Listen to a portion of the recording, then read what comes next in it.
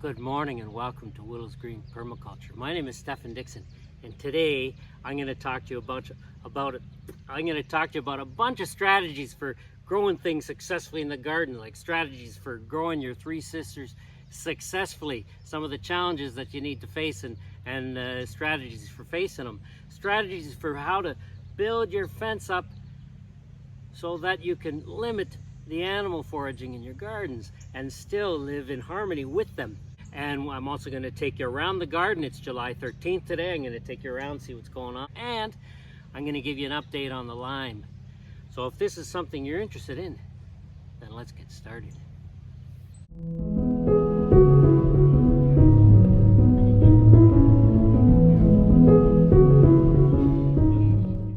So as I said, it's July 13th today. I'm sitting here in the heart of our main sun garden, and as you can see, the three sisters are doing really well. They're rising above me here. I'm sitting, of course, but the beans are almost to the tops of almost all of the poles, the teepees. And the corn is almost to, let's say, where the teepees are in junction, which is going to really help solidify their hold with the beans to the teepees. And the squash is getting started. It hasn't sort of taken over the bottom yet, but it will. Very, very lush. I'm really happy. It's been a good season. We haven't had a ton of rain, but we've had enough, just enough, I would say.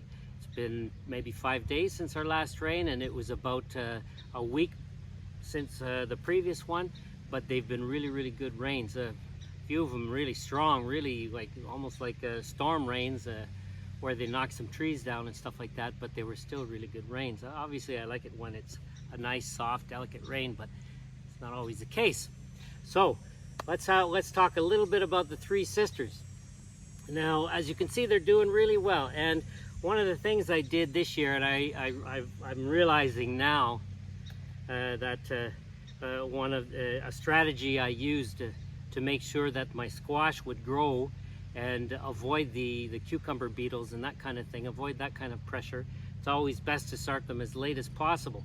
However, with the three sisters, if you start them too late and your corn and your beans grow really tall before the squash is really well established, then the squash can tend to be shaded out. And that's what kind of sort of happens here in the heart of our garden. However, one of the main things that the main roles that the squash plays for us is it's a protection against, let's say, foragers, because of its prickly vines. Foragers don't like to deal with that, and so they're not going to approach the corn and the beans because of the squash.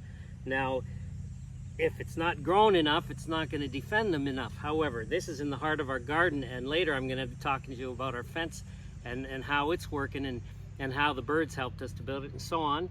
And so in our pumpkin patch, that's where the squash are growing a lot more strongly, a lot more heavily, and there's also a reason for that, because I planted it exactly in the same way there. However,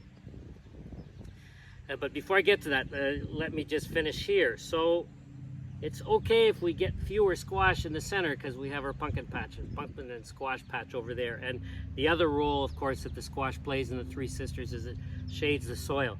But because there's so much companion planting going on here, we got the potatoes there, we got the peppers there, we got the rhubarb and the asparagus over there, and we've got some wild bergamot over here along with the watermelon, and the corn is planted so thickly in the beans as well that and there's also sunflowers growing here. There's a bit of buckwheat and probably some mustard, and so the soil is well shaded here. Of course, there's always the potatoes that are growing in this section, and now I've started to let them grow because I find the squash is big enough that I can let the potatoes do what they want now, and they're also helping shade the soil. And there's also some milkweed here. I try and pull out the milkweed in our main garden because we have some milkweed out back, a whole patch of it that I planted a couple of years ago in the grass, and it's doing real well. So it's okay if the squash do a little bit less here. However, I'm going to be encouraging it to grow into our garlic patch as soon as I harvest the garlic in a few days. Now, over in the pumpkin patch, it's not surrounded by a fence, and so it's wide open. It's a bit closer to the street, It's easier to see from the street,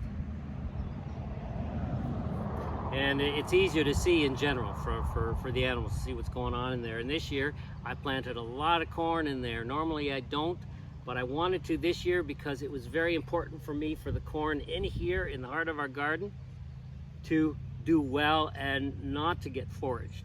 And I'm still crossing my fingers that it's not going to get foraged by the wild animals in here because of our fence and so on, and because all the companion planting and so on. So what's going on in the pumpkin patch? Well, I'll show you. Like I said, it's wide open. Well, we've had some new visitors in there this year. I only realized it because a fox left some leftovers of one of them a few weeks back, and that's turkeys, wild turkeys. So a fox ate one of them in our pumpkin patch, and well, left what it didn't want, and so that's how I realized that we have turkeys that are going in there. We also have deer, and we've had raccoons, maybe other stuff, but I know we've had deer. I've seen their tracks and their droppings, and also the way they, let's say, the damage they do to the corn is very specific, sort of more above. The raccoons tend to try and pull the plant down completely. That's why the teepee is really useful, and the beans holding the plant up thickly. That's why I plant lots and lots of beans, like at least 6 to 8 bean plants on each of the 3 poles. So we're talking 18 to 24 plants that are surrounding the bunch of corn and attaching themselves to it from bottom to top and to the teepee, so they hold it up. When a raccoon tries to pull that plant down to get at the corn cob or to get at the juicy branch, it has a rougher time doing it. If that corn can stay standing, even if it gets the cob, the corn's still alive, it's going to grow another one, and I've explained that in other videos. So I know the kind of damage raccoons make, and I also know the kind of damage the deers make, which is more on the top. But this year it was completely different. It was like the corn was being scratched and eventually falling down. It was like it was being pecked at, but I didn't realize it until I saw the evidence that we've had a flock of wild turkeys in there. So a lot of the corn has been affected in the pumpkin patch. However, there are 2 things to talk about here. First of all, I kind of expected it, and it's our pumpkin patch. It's the main spot where we grow our squash and our pumpkin, so we need a full harvest. If all of our corn had grown in there, then we might have had less squash and less pumpkins and so on for harvesting, because we like to harvest lots. In fact, we still have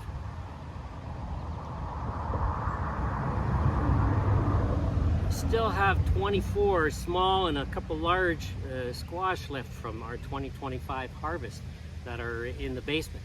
I just inspected them today, and there's one that had gone bad that I just threw outdoors, threw it into one of our fallow gardens, and maybe the seeds that might sprout and grow. But we still have 24 of them left that we can still use, and so that's really good. We like to have a lot of it because we use it all. We use the squash in all our bread and cake recipes, and there's so many other things we can do with them. And we use Magali uses the seeds in her spice mix, the whole seed. She grinds it up really, really good once it's dried, of course. So lots of our corn has been pulled down or basically munched right from the base. However, I don't know if you can see it here.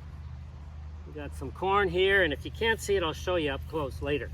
But here's the main corn stalk right here, and if you look down at the base, on either side of the corn stalk, there are 2 suckers, which you might call suckers or shoots. Okay, one on one side, one on the other. Sometimes they'll grow 3 or even 4 of them, or sometimes just 1. Currently, this corn stalk is up to here, and its suckers are just up to here. So you see I'm holding on this here, right here, this leaf I'm holding on to, and then you can see maybe the upper part of the plant is a sucker of this corn stalk. And the other one is right here. I don't know if you can see it, but I'm shaking it. So these are 2 suckers. Now, you know, lots of people will tell you to cut those because they're taking the energy from the rest of the plant. The plant's gonna have less energy for its corn. Now, I often see that advice about lots of things: tomatoes, corn, many, many, many other things. You know, remove something that a plant is growing because it's not good for the plant. Now, you know, plants and animals and all life is a lot more intelligent than humans, than we give them credit for, or give it credit for. If a plant's growing something, likely it's because it's useful, it has some sort of use.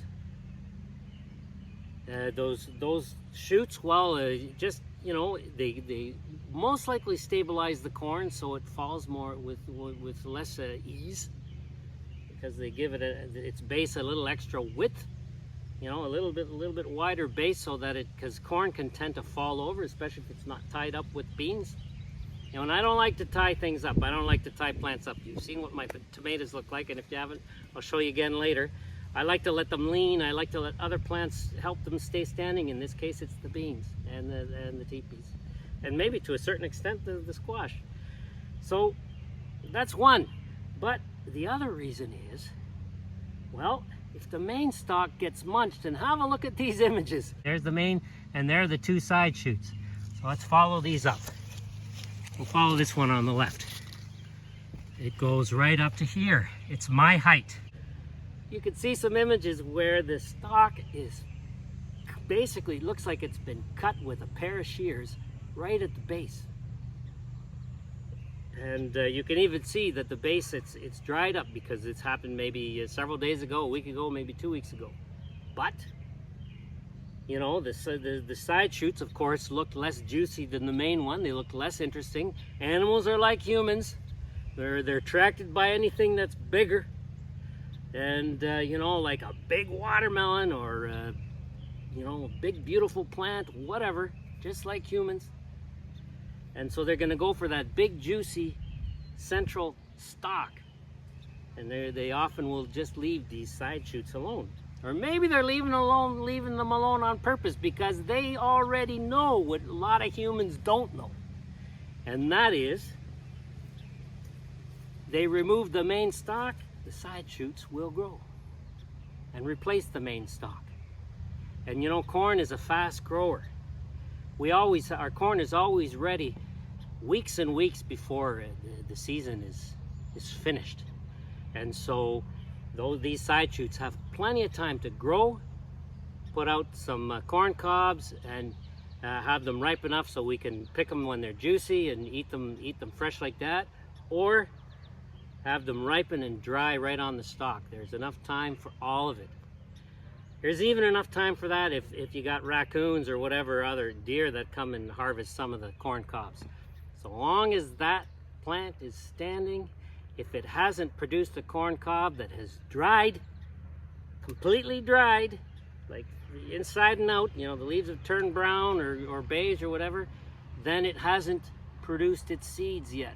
It hasn't, and so the plant hasn't, its roots have not received the signal that it can shut down and go to sleep and basically enjoy the rest of the season. So it's going to grow more of those cobs.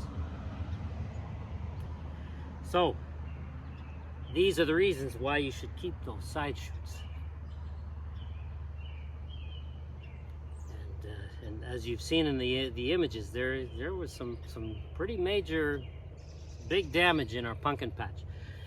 And some of our squash was affected because, of course, the animals were walking on it or walking near it. However, they mostly avoided our squash because they don't like those scratchy vines. And so the squash is actually doing okay. And because they've taken so many of those corn stalks down, and so it's just the shorter ones that are left, then, you know, there are a few really tall ones that are still there, but the shorter, it's but the shorter ones, some have already grown pretty much, but they're still shorter than these ones. And so the squash in the pumpkin patch, which I planted after the squash here. I planted it a day later, or maybe even 2 days after, I think, if I recall correctly, that I sowed the squash in the heart of our garden. It's actually much more developed than here because the corn isn't shading it out. And I've been kind of cutting down the mustard and the sunflowers a little bit, although the animals did it for one of our sunflowers last night. It completely brought it down. That's fine. There are plenty of others in there. I just cut the stem and it's going to grow some side shoots and it's going to grow up again and probably have time to give us a nice beautiful sunflower. You see, so long the most important part of a plant is its roots. You know, You know, if a plant has a heart, let's say its own version of a heart, well, and its own version of a mind, well, they're in the roots. You know, and it's through the roots that plants communicate with each other, usually with the help of fungi, you know, through the mycorrhizal relationships. So you see, the heart and mind, spirit, you might even say, of a plant is in its roots. Of course, the rest of the plant is alive, and you can grow new plants from the upper parts because they can grow roots in their nodes and all the rest of it, which means its heart and its mind is throughout the plant as well. But, you know, you cut a leaf from a plant, you're not killing it, obviously. It might hurt to a certain extent. I have no idea. Don't like to do it, but you know, they heal. It's probably like us getting a cut or something like that. Anyway, in a few minutes I'm going to show you about our fence, and I'm going to show you the rest of the garden. But now I'd like to give you a bit of an update on the Lyme while I'm sitting here and while the camera's not moving. So it's July 13th today. It's Monday. So on Wednesday morning it will have been, or Wednesday afternoon it will have been 2 weeks since I finished the 3-week antibiotics treatment that I got. It was a 3-week treatment for Lyme. Finished it. It'll be 2 weeks and a couple days.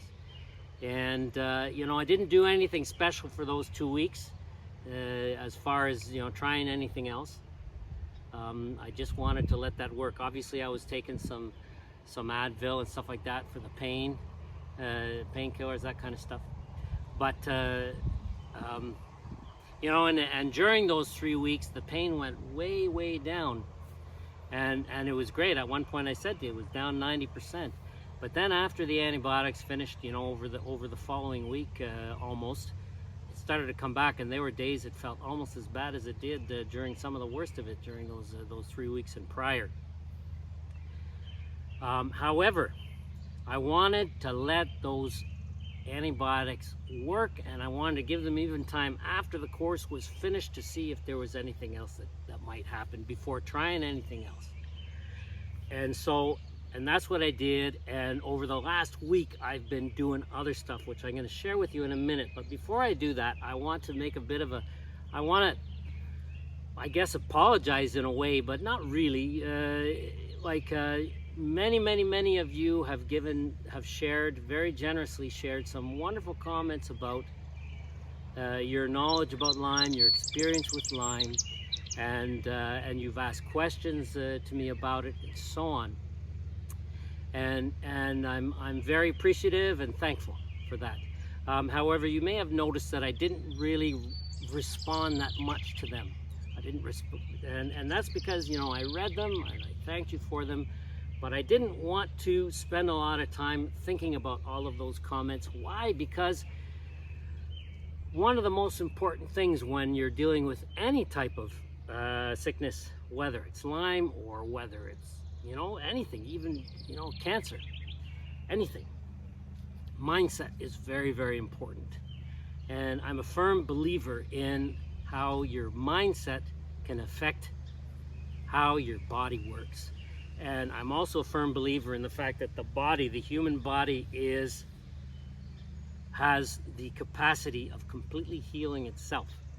You know, especially if you're otherwise in good health and you eat well and you live well, and you're a generally positive person, you know, with a positive mindset. And so all of these things can work together to help you heal. And you know, modern science, it's great, and I'm as much of a man of faith as I am a man of science, or a person of faith as a person of science. I believe the two marry very well with each other, contrary to, you know, what a lot of people believe. However, modern science has barely scratched the surface of our knowledge of not only the human body, but of nature in general. And so there's so much more to learn, and this Lyme for me has been an opportunity. It's also been a message. And so over the last week, and especially with the help of of Magali, because she has a lifetime experience with this. She has really helped me work on my mindset.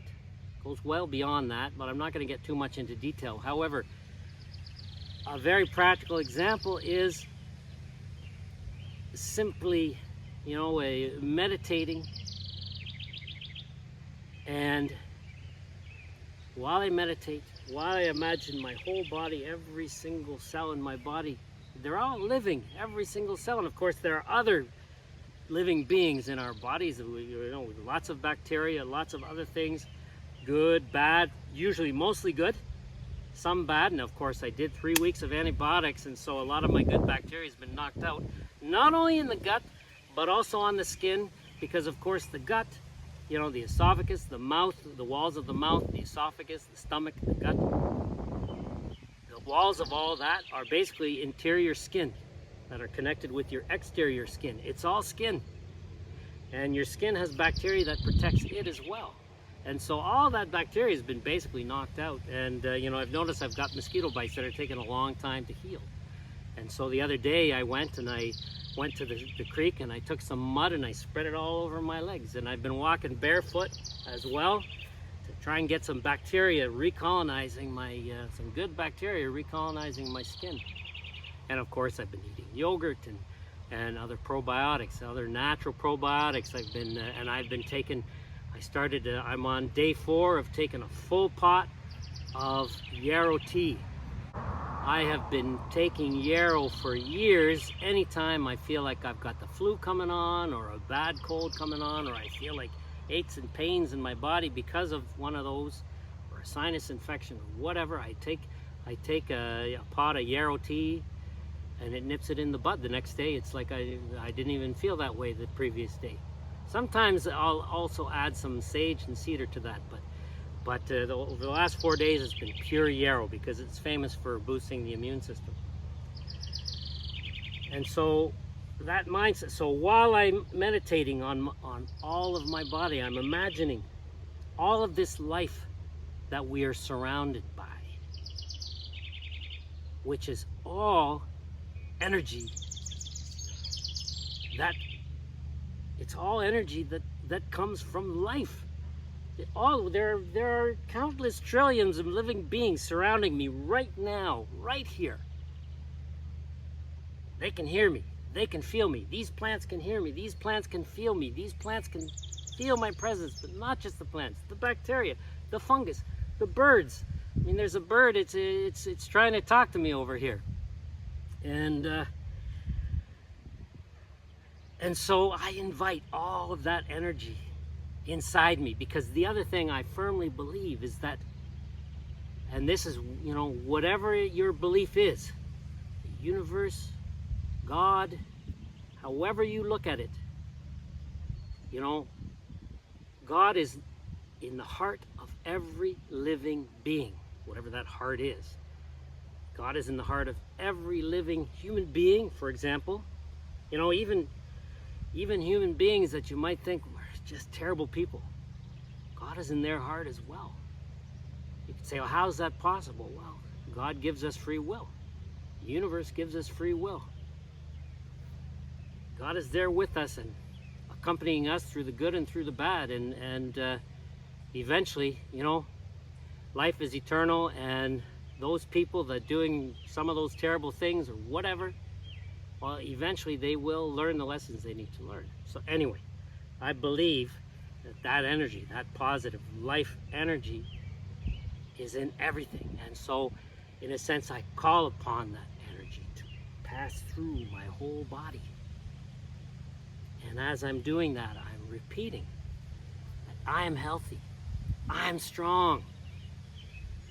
Many, many other words that are positive, that describe health and strength and so on. And it's funny how it makes things like just standing up suddenly become easier.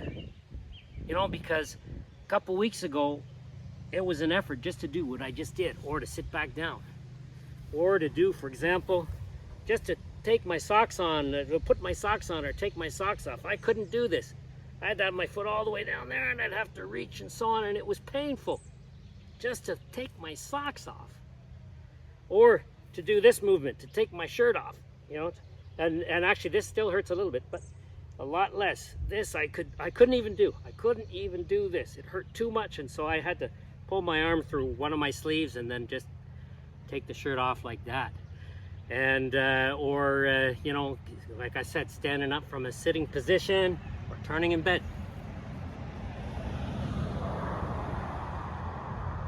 It was all so painful. And it even got that painful after I was done the antibiotics. But I could have got discouraged, and I could have said, oh my goodness, how long is this going to last? And this is a little bit why I didn't choose to, you know, respond in conversations to your comments about the Lyme, because I didn't want to get into a mindset that, you know, this could last many, many years or whatever. Why? Because you are what you think. Your thoughts influence what you say and what you do. And what you say and what you do eventually influence who you are and what happens to you. And that word, what happens to you, no, that doesn't exist. Nothing happens to anybody. We are all creating our reality. And so it all starts from our thoughts. And so if I'm going to think, oh my goodness, if I'm worried about it, I could have this for my whole life. And I'm thinking about that subconsciously and consciously, well then, that's what's going to be reflected back to me, and that's what's going to happen. No, instead, it's all about, in a sense, faith is about convincing your subconscious. Because yes, of course, it's easy to say, I'm strong, I'm healthy. I'm healthier than I was when I was 19 years old. It's easy to say that, but sometimes your subconscious isn't thinking it. And so you've got to dig deep, and you've got to truly believe, and it's by focusing on all the good things. It's by focusing on everything that you're grateful for. Even with all these pains I was just telling you about, I was still able to speak. I was still able to eat. I was still able to prepare my food. I was still able to do gardening, especially the gardening. You know, if I'm active in the heat, it kind of, I don't know, distracted me from the pain. I was still able to prepare meals. I was still able to, you know, everything. You know, if Magali was tired and needed help with something, I was able to help her with it. And I can see, I can hear, I can speak, I can touch. I can smell, I can taste, I could do my videos and share them with you. I was able to do those as well. Obviously I had a bit less energy for it, but I was still able to do it. And so it's all about focusing on what you're grateful for. And when you thank and you're grateful, and you repeat those things as well. I'm grateful I can see, grateful I can speak, grateful I have all this health that I can do all that. Well, that's what's going to be reflected back at you, and that is what's going to help heal your body. It's faith healing. You know,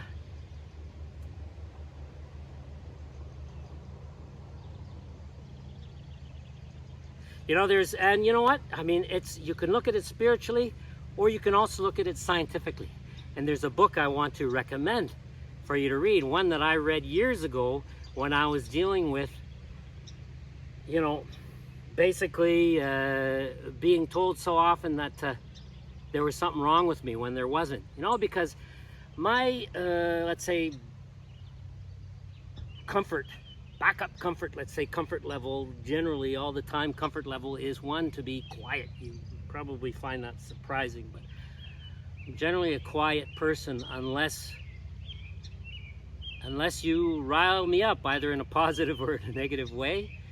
And Magali is very good at bringing me out and basically provoking me to speak and talk about all sorts of things, because she knows what I love and she knows what I'm passionate about, and she's interested in it too, and she just knows how to get me going, and that's great. But otherwise, my comfort level is to just relax and not speak. So if I'm in a group of people I don't know, or even if I'm in a large group of people I even know, large groups especially, I generally am quiet.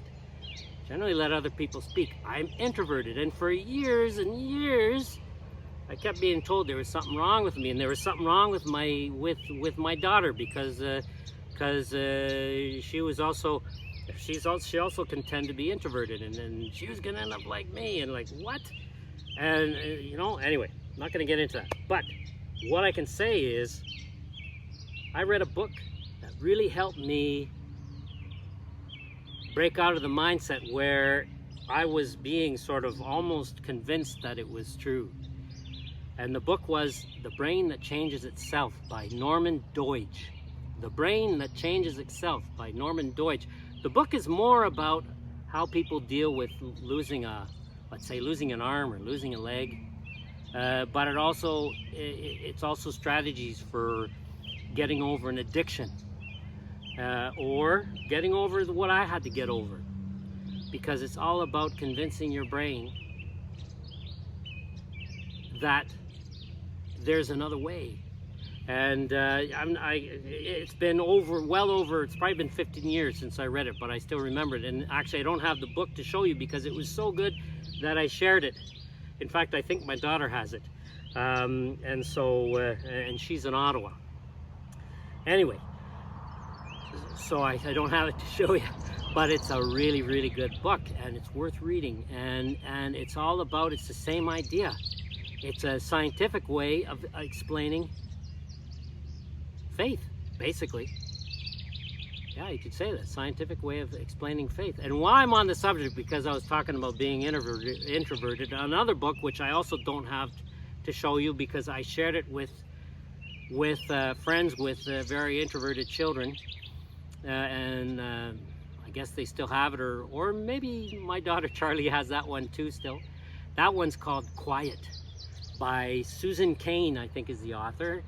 And that one, the title is Quiet: The Power of Introverts in a World That Can't Stop Talking, something like that.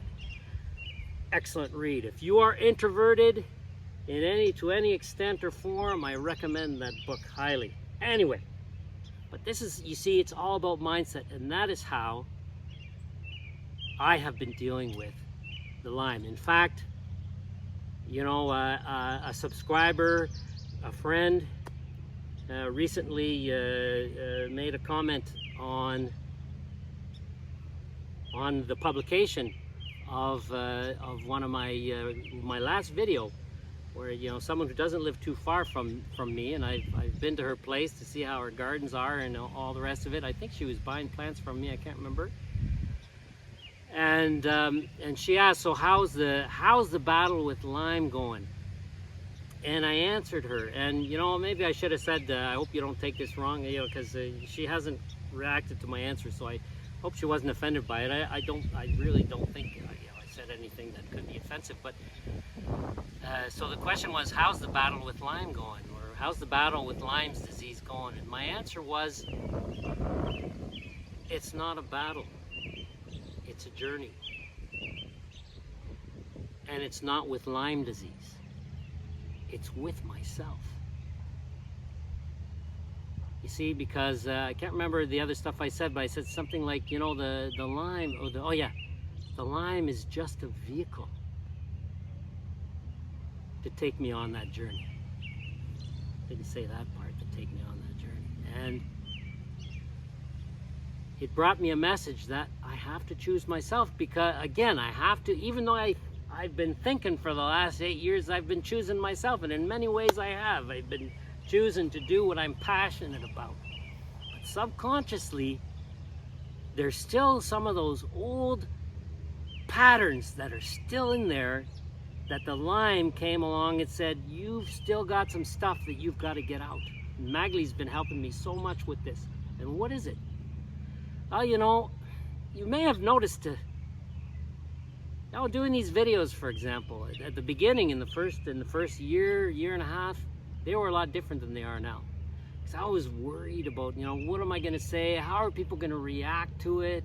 Oh, am I, you know, I've got to make this really, you know, like, it was almost like I was performing. You know, I'd watch other videos and see how people would do it. And I won't give you examples because, you know, I don't want to. But I, you know, I'd see some of these gardeners, and it's like they're performing, and so, you know, I gotta, you know, like I remember there was one where, you know, I'd cut to one thing and cut to the next and cut to the next, all in mid-sentence, and the sentence would continue. Yeah, a real performance, but that's, in the end, it's so artificial. And once or twice in those times, I tried something like what the types of videos I've been doing in the last few weeks, and like I took them off, and I said, no. It's like, what are people going to think? And I was afraid, in a sense. So there was still part of me that was having doubts in myself. Still part of me that was saying, no, I choose to prefer what maybe somebody else wants. Maybe this is what they want, rather than show you what I want. You know, and again, there are other examples I could give you. And so that's what, you know, when the Lyme started, Magali said, you know, there's something there's something that you still have to deal with. Something in your past, something that maybe goes all the way back to your childhood. Maybe it even goes, maybe it's multi-generational, but you don't have to try and figure out, you know, previous generations, what they go through. No, because whatever is a repetitive cycle in your own life, you can find it, you can see those. And well, that's what I saw. You know, and it provoked me to have some really interesting conversations with Magali, and eventually some interesting conversations with other people in my life. My phone just said it had a low battery, and so I thought it said that I didn't have any memory left. I just got a new phone. It's not this one though. This is an iPhone. I'm not doing an ad, but I just got an iPhone Pro 17 or whatever it's called, and I can't wait to start using it. This isn't one of those. This is just a regular iPhone. But anyway, so yeah, it provoked me to have some interesting conversations, and I will continue to have them. And Magali has been accompanying me in that, because it's something she's been doing all her life, since she was a small child. But you know what? I'm not going to talk more about that, because that's her. That's up to her. So, you know, I quoted this in one of my videos in the fall. I think it was the one where the thumbnail says "Why November Matters." You know, there's a line in Hamlet, Act 1. You know, I studied the theater, and I love the theater, even though I haven't been to the theater in a couple of years. But I studied it. I studied acting and directing. Really loved it. I don't know how many plays I did. A lot of them I did with my brother, who we were practically like twins. Anyway, in that, Hamlet says to Horatio in Act 1, when Horatius telling Hamlet, oh, there's no such thing as ghosts, give me a break, you know, the very logical, very science empirical based way of looking at things, that was me for half my life, and I still believe in all that science. Science is science. I mean, look at this. This is all science. This is like my own curiosity and studies and learning and so on. But science and faith go hand in hand. They're two sides of the same coin, you know. And so Horatio was representing let's say the science side and the skeptical side, and Hamlet says to Horatio, I'll try and get it right. There are more things in heaven and in earth, Horatio, than are dreamt of in your philosophy. And that was basically, my phone overheated and turned off. I had to go cool it down.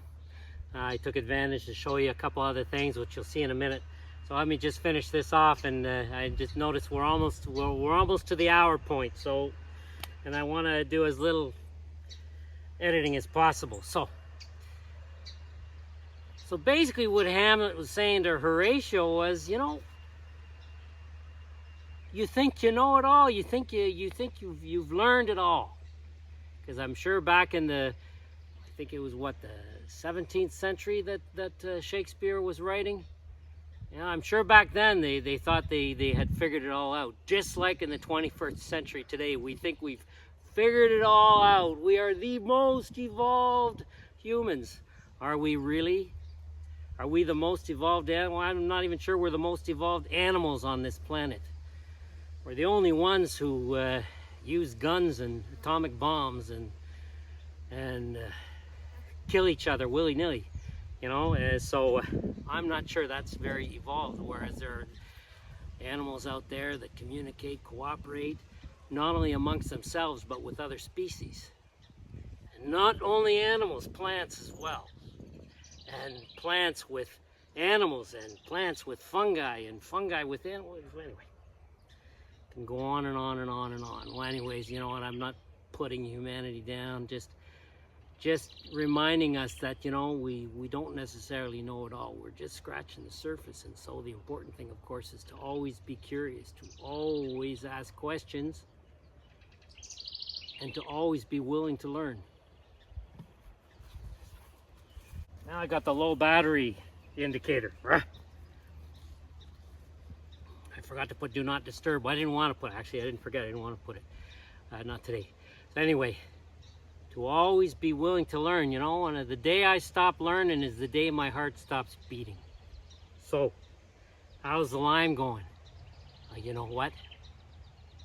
It's pretty well gone, or I'm hoping anyway. I mean, whatever, we'll see what the future brings, but I'm strong, I'm healthy, and I have my freedom of movement. Let's say it's at, I think it's 95% back. There's still some little pains here and there, but you know, and there's no more antibiotics. I'm taking a little bit of Advil to sleep at night and so on, but I want to stop doing that too and see how that goes. And working on recolonizing my gut and recolonizing my skin with healthy bacteria, and taking my yarrow. And you know, oh, one last thing, one last thing, you know, because there are other, you know, some of you recommended certain things like what is it, Japanese knotweed, and we actually have some growing not far from here, just a block from our place in a public sort of area. I think it's public anyway. And another one was teasel.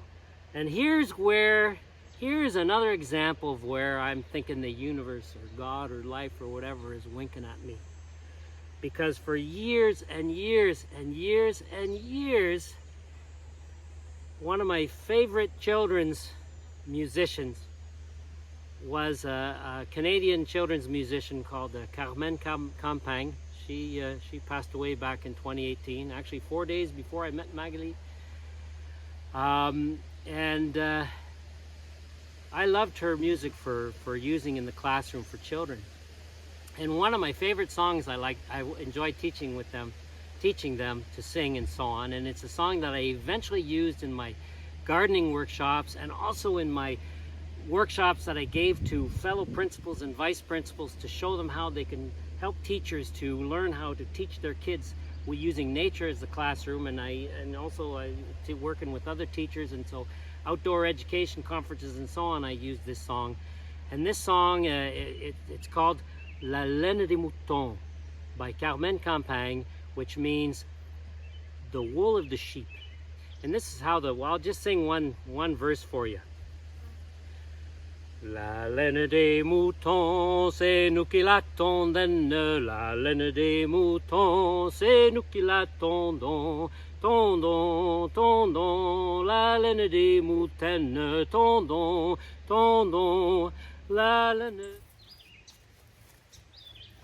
Hi, today's been interruption day. Now as my phone ran out of space, I had to go erase some stuff. Oh, I can't wait to start with the new phone. Anyway, I've been keeping things I haven't been wanting to erase off this whole phone. Well, I won't have to worry about it anymore.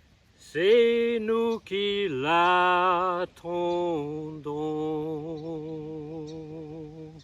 So, this song is all about sheep's wool. Basically, from taking care of the sheep to shearing the sheep, everything you do with the sheep, from, let's say, you know, taking care of the sheep, raising the sheep, to, you know, shearing the sheep, and eventually everything you do with the wool once you've sheared it, to eventually have a blanket and so on, coloring it and so on. And one of those things, no end to the interruptions today. This time it was noise outside. Well, first of all, the phone just turned off, and then noise. All right, so just finish it off in here. I'm almost done. So one of the actions is, you know, when you've sheared the sheep's wool and you've washed it, well, you have to detangle it. And that is, the technical term for detangling sheep's wool is to card it. And to card sheep's wool, well, it comes from the French word for a flower, the flower that was used to card it, which is, well, in French, it's la carde. So the verb is carder, to card. And la carde in English is teasel.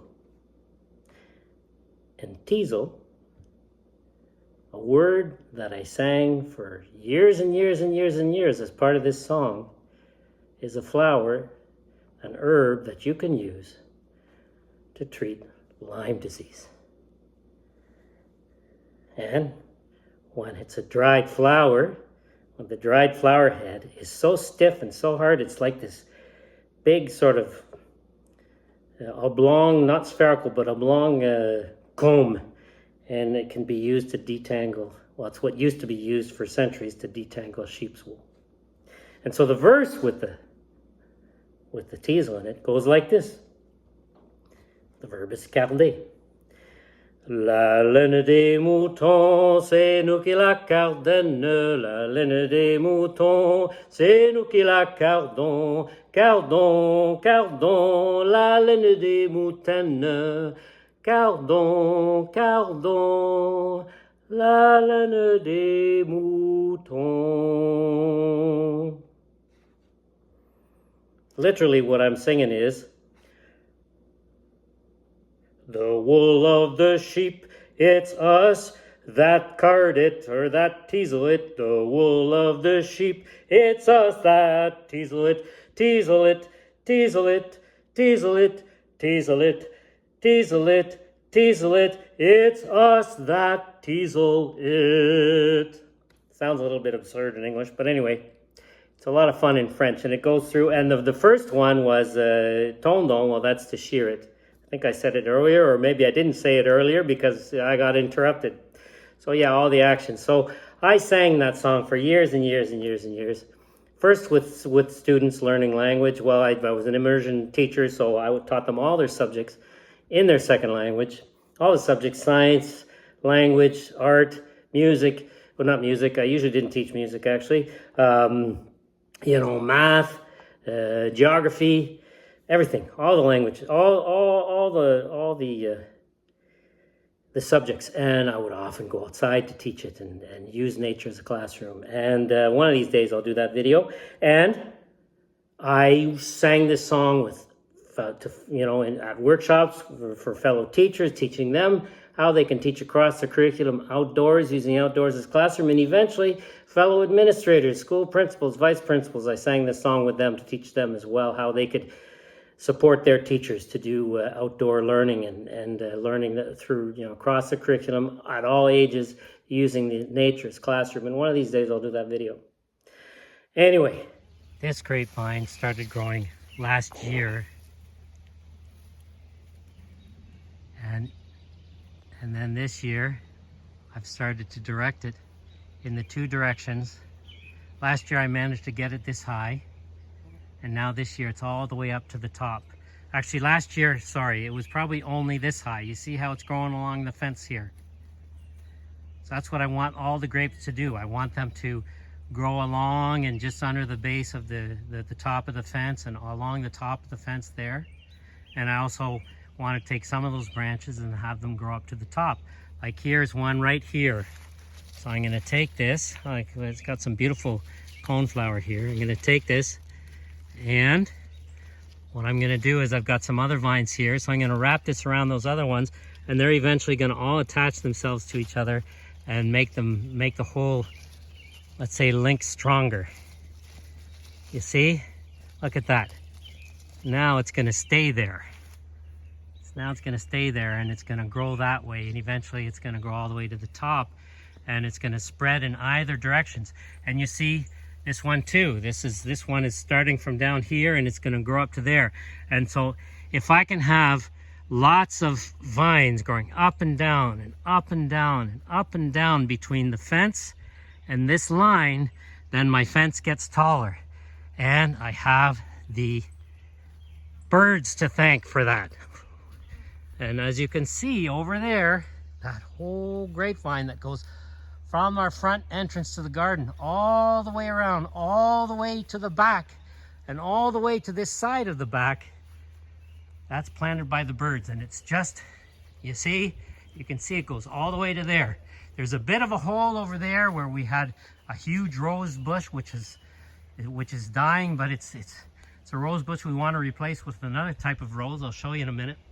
But this whole section here, which is closest to the forest, where it's a little bit less fertile on this edge by the forest because of the tree roots, there aren't any, but we're going to plant them because, as you can see, the plants can still grow pretty well here. And so I'm going to take a whole bunch of grape and transplant them into the base of the fence, and hopefully they'll do the same thing that the birds did for us, and this whole entire side will be covered. Because, as you can see, let's go over to the entrance. Obviously, in the entrance, we need to be able to open the door, and so we haven't encouraged the branches to go like that. But if you look here, see there's the vine right there, but there are multiple vines now. Look at those beautiful grapevines. And you see how they come up? Everywhere, lots of them, and they go up and down and up and down and up and down. And so they've basically, look at this, you can see, you can kind of, Magady's probably trimmed some of the vines back here so we can see through a little.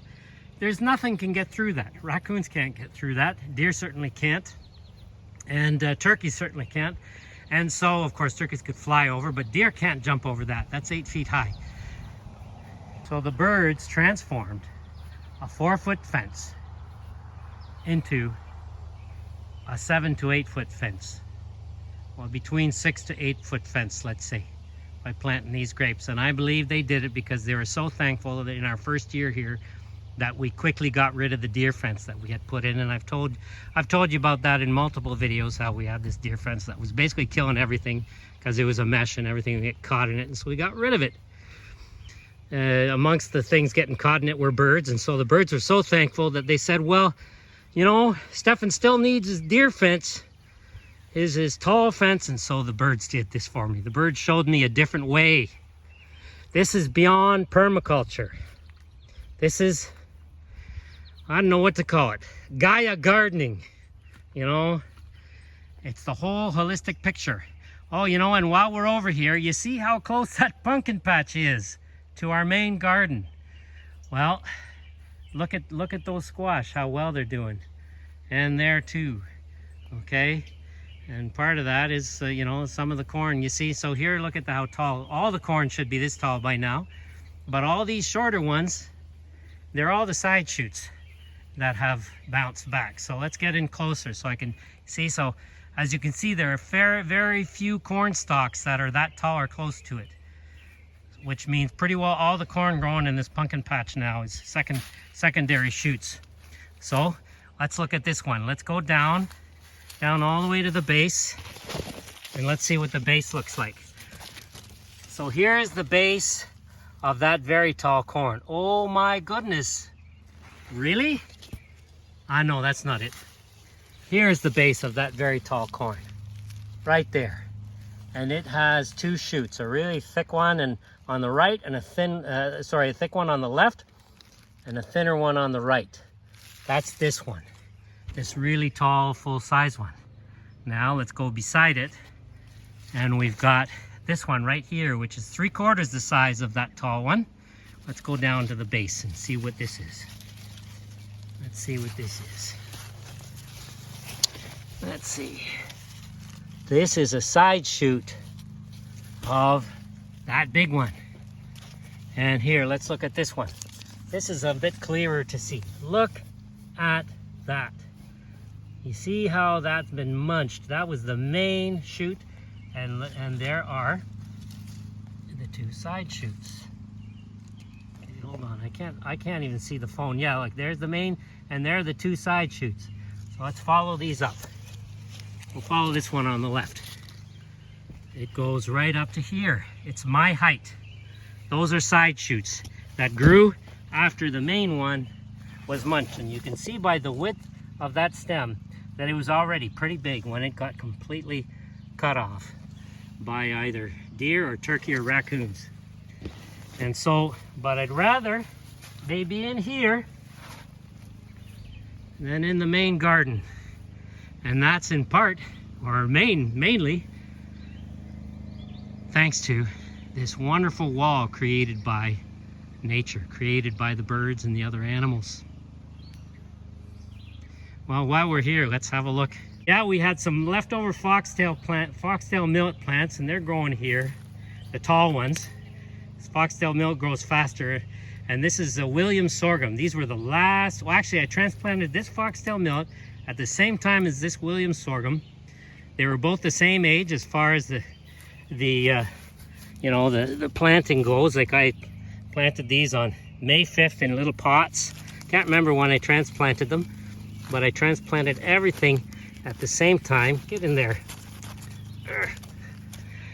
Transplanted this millet and the sorghum. Both were May 5th when I sowed them in little pots.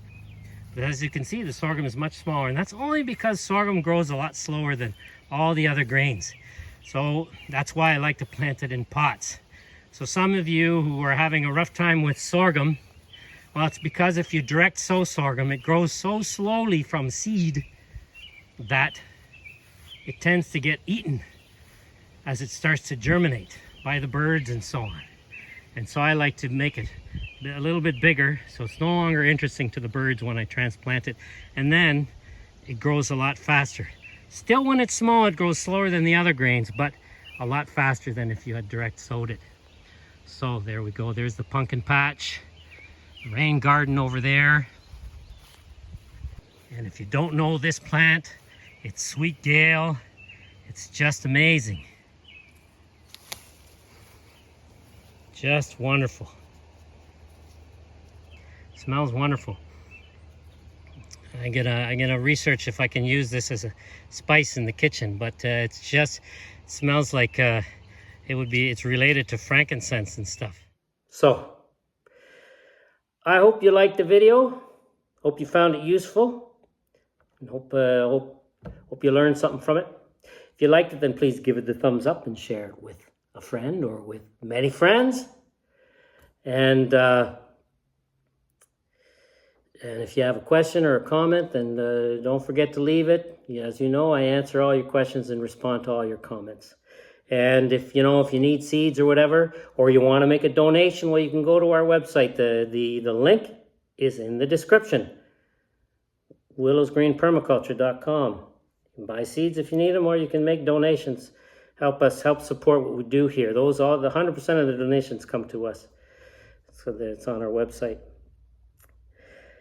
Anyway, thank you very much for watching. Thank you for always being here with us. And have a wonderful week. And we will see you next time.